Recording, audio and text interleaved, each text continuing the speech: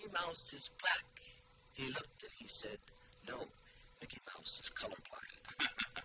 And the same goes for Thelma and I. We've never thought of ourselves as being a black or white group. It's been three people. In 1990, Tony Orlando was at the top, a star on the Walk of Fame, awards in Vegas, and millions in the bank. But now, the truth about what almost destroyed him is finally coming out. From $35 million lawsuit to standing on a hotel ledge ready to jump. This is the dark story he never wanted told. And the most shocking part? The phone call that saved his life came from the last person anyone expected. Tony Orlando's story starts in the heart of New York City, where he was born on April 3, 1944. His real name was Michael Anthony Orlando Casavetes. He grew up in Hell's Kitchen, a neighborhood known for its rough streets and working-class struggles. His father was Greek, his mother Puerto Rican, and their home was filled with culture. But life was not easy. Money was always tight, and the streets were filled with gang activity. Every day was a lesson in survival. Through it all, Orlando had one responsibility that shaped him more than anything else: caring for his sister Rhonda, who had cerebral palsy. While many kids around him got caught up in trouble, he stayed focused on his family. At home, he was a caregiver. Outside, he was surrounded by music. Doo-wop groups practiced in stairwells, and Latin rhythms mixed with American rock and roll. He listened to everything. By 15, he had started his own group, the Five Gents. He didn't know where music would take him, but he knew he wanted to be a part of it. At 16, everything changed. Don Kirshner, one of the biggest names in the music industry, heard Orlando sing and saw something in him. He gave him work singing demo tracks for other artists. It wasn't glamorous, but it put him in the center of the action. He had a smooth voice and a natural charm, which quickly caught the attention of record labels. In 1961, he got his big break with two hit songs, Halfway to Paradise and Bless You. Both tracks made it onto the charts, but Bless You was the real success, reaching number 15 in the US and climbing all the way to number 5 in the UK. With his music playing on the radio and his name growing in the industry, Orlando became a rising teen idol. He appeared on American Bandstand, the most popular music show of its time, where young fans fell in love with his voice and boyish looks. Soon, he was touring the UK alongside established acts like Bobby Vee and Clarence Frogman Henry, performing for packed crowds. Everything seemed to be going in the right direction. But just as quickly as his career took off, it started to fade. By 1963, the British invasion was changing the sound of popular music. Bands like the Beatles and the Rolling Stones were bringing something fresh and exciting, and the soft pop ballads Orlando was known for were suddenly out of style. His last charting single, Happy Times Are Here to Stay, barely made an impact, peaking at number 82. His music stopped selling, and by the time he turned 19, he had already stepped away from performing. It was a tough reality to face. He later said he felt like the youngest oldie but goodie that ever lived. His moment in the spotlight had come and gone, and he had no choice but to figure out a new path. He had married young and needed to support his family, so he turned to the business side of music. Instead of chasing a fading career, he made a move that most artists wouldn't even consider. He took a job at CBS Records, working behind the scenes. In 1970, Tony Orlando had everything he could want in the music industry, except a desire to be a singer. At 26, he was a powerful executive at CBS Music, running the April Blackwood division. He worked with top songwriters like James Taylor and Laura Nyro, and even helped launch Barry Manilow's career. His job paid $200,000 a year, which would be over $1.4 million today. Singing had been part of his past, but he had no interest in going back. Then came a phone call that changed everything. His friends Hank Medress and Dave Appel, both producers, had a song called Candida, but they couldn't find the right singer. They asked Orlando to record it. He refused at first. His career was in business now, but they kept pushing, and he finally agreed, on one condition. His name couldn't be attached to the song. It had to be released under a fake group name. They called it Dawn. No one expected much, but when Candida hit the airwaves in July 1970, it exploded. It climbed to number 3 on the Billboard Hot 100 and sold over 1 million copies. Suddenly, Tony Orlando was the voice of a huge hit song. But there was a problem. He still had his high-paying job at CBS, and if anyone found out he was moonlighting as a singer, it could ruin everything. Then came an even bigger shock. Bell Records, the label that released Candida, wanted a follow-up. One hit wasn't enough. They needed another song, an album, a real act to promote.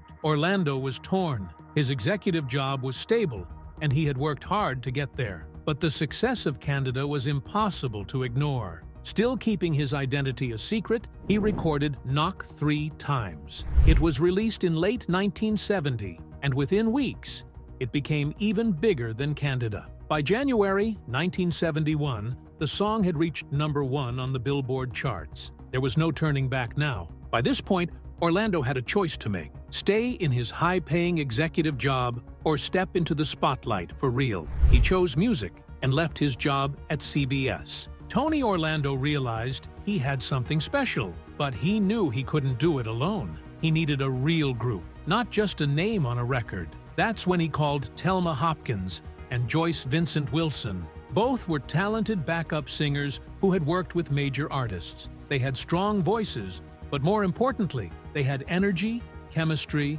and the kind of presence that could light up a stage. The three of them became Tony Orlando and Dawn. Their first big test came when they toured Europe. Crowds loved them. It was clear this wasn't just a studio act. They had something real, but their biggest moment was still ahead.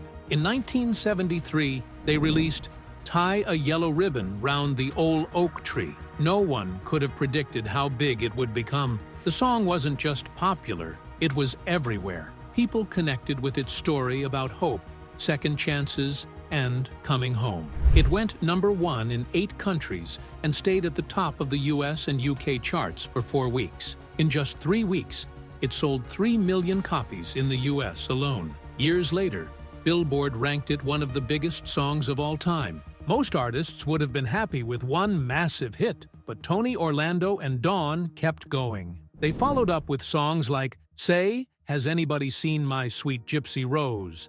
And He Don't Love You Like I Love You. Between 1970 and 1975, they had 19 hit singles, including 3 number 1 songs. Their mix of pop, soul, and rock appealed to just about everyone. Then, in 1974, something unexpected happened. CBS offered them a TV variety show. This was a huge deal. At the time, variety shows were one of the biggest forms of entertainment. The Tony Orlando and Dawn Show started as a summer replacement for the Sonny and Cher Comedy Hour. No one knew if it would last, but it quickly became a hit. The timing was perfect. America was dealing with the fallout of Watergate, and people wanted something lighthearted and fun. Tony Orlando, with his easygoing charm and trademark smile, became the perfect host. He even signed autographs with a smiley face inside the O of his name. The show featured music, comedy sketches, and celebrity guests like Jackie Gleason and Jerry Lewis. It ran for 3 seasons and made Tony Orlando and Dawn even bigger stars. But by 1976, things started to change. The group's momentum slowed, and Orlando was dealing with personal struggles. In 1977, he decided to step away from the spotlight. It wasn't an easy decision, but it felt like the right one. Even though their time at the top was short, their impact was huge. Tie a Yellow Ribbon became more than just a song. It turned into a symbol of support for soldiers and those waiting for loved ones to return home. Their TV show became a classic piece of 1970s pop culture, and decades later, their music is still remembered, proving that sometimes the most unexpected stars leave the biggest mark. At the height of his fame in the mid-1970s, Tony Orlando had everything: hit songs, a successful TV show, and millions of fans. But behind the scenes, he was struggling. The pressure to keep up with the fast-paced world of entertainment was overwhelming. Wanting to fit in, he started using cocaine. At first, it was just a way to loosen up, but it quickly became something more. For 9 months, from late 1976 to early 1977, he was addicted. Cocaine changed everything. It clouded his judgment, wrecked his confidence, and damaged his personal life. His marriage was falling apart, his performances were suffering, and his once clear vision for his career was slipping away. Looking back, he didn't downplay what happened. It ruined my career, ruined my decision-making, ruined my marriage, ruined my self-respect, ruined my relationship with my audience, and I lost my television show. At the same time, his music career was starting to fade. His group's popularity was declining, and their TV show had been canceled in 1976. The drug only made things worse. It fueled mood swings, bad decisions, and a version of himself he didn't recognize. Then came 1977, the year that would nearly destroy him. His sister, Rhonda Marie, passed away at just 20 years old.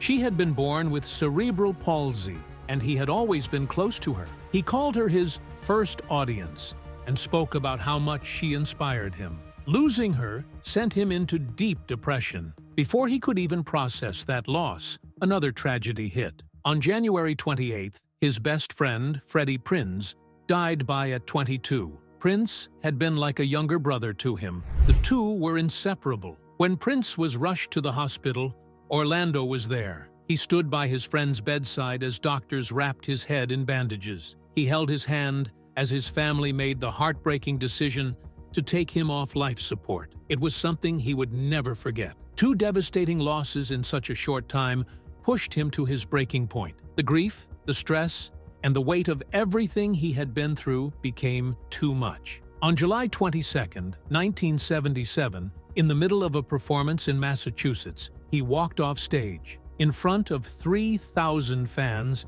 he simply stopped singing and left. It wasn't planned. He wasn't trying to make a statement. He just couldn't do it anymore. Later, he explained what was going through his mind at that moment. All I wanted to say was, "Help me. I would like to get off the stage to see a doctor." He tried to keep going, but after just 3 more shows, he canceled the rest of his tour. He knew he needed help. He checked himself into a psychiatric hospital, where he stayed for about a year. Doctors diagnosed him with manic exhaustion, and he started treatment. More than anything, he needed time to heal. Fans were shocked. He had disappeared from the spotlight without warning, and no one knew what had happened. But inside that hospital, he was rebuilding himself. He turned to his faith, focused on recovery, and slowly found his way back. By 1978, he was ready to return. He took things slow, starting with a TV comeback special on NBC. The same year, he made a solo comeback with the dance hit Don't Let Go. The song reached number 39 on the Billboard Hot 100, proving he still had a place in the ever-changing music scene. Disco and punk were taking over, but Orlando found a way to stand out. His success didn't stop there. In 1979, he released Sweets for My Sweet, which gained popularity in the UK. While his radio hits became less frequent, his career took off in a different direction: Las Vegas. Throughout the 1980s, Orlando became a headlining act on the Strip, performing to packed audiences night after night. His shows were more than just concerts. They were full-scale productions with costume changes, elaborate sets, and even magic tricks. He blended his classic hits with new material, keeping his performances fresh and exciting. At the same time, Orlando took on a new challenge, hosting the New York City portions of the MDA Labor Day Telethon. He first joined in 1980, and what started as a one-time appearance turned into a commitment that lasted over 30 years. Millions of viewers tuned in each year, watching him help raise money for muscular dystrophy research. He only stepped away in 2011, leaving in protest after Jerry Lewis was unexpectedly removed from the Muscular Dystrophy Association. But Orlando's career wasn't just about music and television. In 1981, he took a bold step onto Broadway, starring in Barnum. The role of P.T. Barnum was unlike anything he had done before. He wasn't just singing. He had to learn tightrope walking, magic tricks, and circus stunts, all while performing on stage. Originally brought in as a temporary replacement, Orlando played the role for 3 weeks in May. Audiences loved him. and his success in Barnum led to more opportunities in theater. Years later, in 1995, he returned to Broadway in Smokey Joe's Cafe, a musical celebrating the hits of Jerry Leiber and Mike Stoller. The show featured classic rock and roll songs from the 1950s and 60s, a perfect fit for Orlando's voice. The production ran for nearly 5 years, proving that his appeal stretched across generations. Beyond the stage, Orlando found a new purpose: supporting U.S. veterans.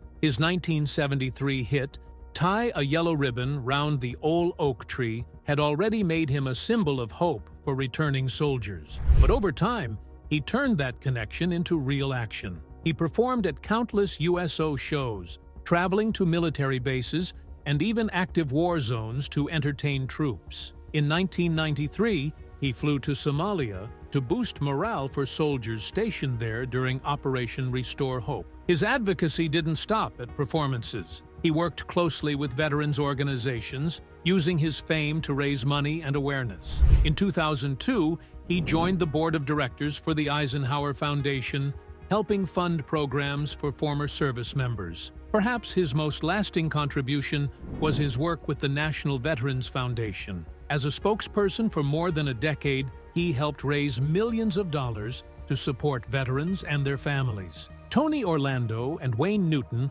were once friends, two of the biggest entertainers in the business. But by the late 1990s, that friendship had turned into a bitter feud that played out in courtrooms, headlines, and personal attacks. It all started in Branson, Missouri, where the two shared a theater. What should have been a successful partnership quickly collapsed, leading to lawsuits worth $35 million and nearly 2 decades of silence between them. The trouble began in December 1998 at the Talk of the TOWN Theater. Newton's company held the lease, which gave him control over the building. That's when he made his move. On December 4th, he locked Orlando out, claiming he was owed over $2 million. Orlando denied it, but it didn't matter. He had just been kicked out of his own theater by a man he once considered a friend.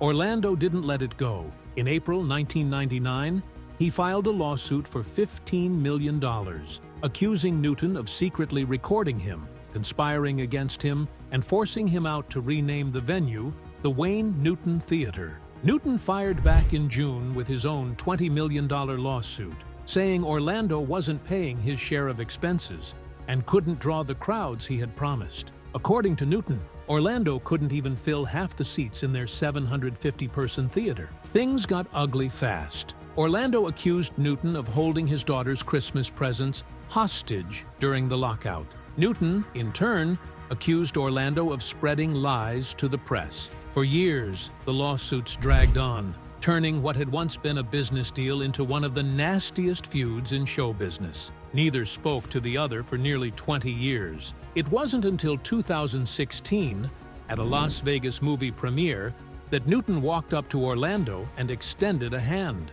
After all those years, the two finally started to mend what had been broken. But this wasn't the only battle Tony Orlando faced. For most of his career, he struggled with how people saw his music. He had sold millions of records, yet critics dismissed him as a bubblegum pop artist, a label that suggested his music was simple, lightweight, and not to be taken seriously. In the 1970s, Tony Orlando and Dawn were one of the biggest acts around. Songs like "Tie a Yellow Ribbon Round the Old Oak Tree" and "Knock 3 Times" were massive hits. But while fans loved them, rock critics saw them as disposable pop. The group's clean-cut image and their family-friendly variety show on CBS only reinforced that idea. Meanwhile, the music world was changing fast. Rock was getting louder, edgier, and more rebellious. Orlando's music didn't fit the mold. In 1975, Rolling Stone magazine called his songs vapid and saccharine. He tried to ignore the criticism, but it stuck with him. The pressure to maintain his image while wanting to be taken seriously as an artist became overwhelming. By 1977, it all came crashing down. He suffered a nervous breakdown and later admitted he had been struggling with cocaine addiction. In his 2002 memoir, Halfway to Paradise, he revealed that the pressure of fame and the constant fight for respect nearly broke him. Even after his recovery, the bubblegum pop label never fully went away. He tried to break free by taking on new challenges, including a Broadway role in Barnum in 1981. But no matter what he did, critics still saw him as the guy who sang feel-good pop songs. In 1993, Tony Orlando made a decision that would shape the rest of his career. He opened the Yellow Ribbon Music Theater in Branson, Missouri, a 2,000-seat venue that quickly became one of the biggest attractions in town. At its peak, more than 500,000 people visited every year. But for Orlando, this theater wasn't just about music, it was about giving back, especially to the men and women who served in the military. Every November from 1993 to 2013, Orlando held a free Veterans Day homecoming celebration at the theater. Thousands of veterans came to Branson each year, turning the town into a gathering place for those who had served. The impact went beyond the stage. Local businesses saw a huge boost in sales during these events, and Branson became known as one of the most veteran-friendly cities in the country. In 2022, the town's mayor officially declared November 8th as Tony Orlando Yellow Ribbon Day, a tribute to everything he had done for the community. By the time Orlando retired from live performances in 2024, he had spent 31 years on stage in Branson, performing more than 9,000 shows and keeping his biggest hits alive for a whole new generation. But Orlando's story wasn't just about success. In 2002, he released Halfway to Paradise, a memoir that revealed the struggles he had faced behind the scenes. His career had taken off in the 1970s, but fame came with a price. He became addicted to cocaine, and by 1977, his life was spiraling out of control. The pressure of the music industry, combined with his personal struggles, led to a nervous breakdown. One night, at his lowest point, he stood on the ledge of a New York hotel room, ready to jump. Then the phone rang. It was his sister. That call saved his life. It was a wake-up moment that led him to turn away from addiction and find strength in his faith. His book also revealed the challenges of his upbringing. He was raised by a Puerto Rican father and a Greek mother, and while their cultures shaped him, he often struggled with his identity. He also opened up about one of his biggest career regrets, turning down the chance to record Sugar, Sugar, a song that later became a massive hit for the Archies in 1969. The memoir didn't hold back on tough topics. Orlando spoke about the painful breakup of Tony Orlando and Dawn, one of the biggest acts of the 1970s. Creative differences and personal conflicts led to the group's split in 1977, and for the first time, he shared his side of the story. But the most heartbreaking part of the book was his account of losing his close friend, comedian Freddie Prinze. Orlando was one of the last people to see him before his tragic death. The grief was overwhelming, but it also deepened his belief that success and happiness don't always go hand in hand. Halfway to Paradise struck a chord with readers. It spent 12 weeks on the New York Times bestseller list and sold over 500,000 copies. It wasn't just a story about music or fame. It was about second chances, redemption, and finding hope, even in the darkest moments. Tony Orlando's life has been filled with music, love, and unexpected turns. One of the most interesting moments came when rock legend Jerry Lee Lewis introduced him to Elaine, the woman who would become his first wife. Before meeting Tony, she had dated Buddy Holly, making her part of music history in her own way. Tony and Elaine got married in 1965 and had a son named John. But after nearly 20 years together, their marriage ended in 1984. 5 years later, Tony found love again. This time, it was with Francine Amormino. They got engaged, married on April 29, 1990, and they are still together. They also have a child. Even with all his success, Tony struggled behind the scenes. After reaching the top of the charts with his group Dawn, he went through a rough period. He later spoke about it on The 700 Club, saying that while he had been raised Catholic, he lost his way for a while. Everything changed in 1978 when he became a born-again Christian. His career, however, never slowed down.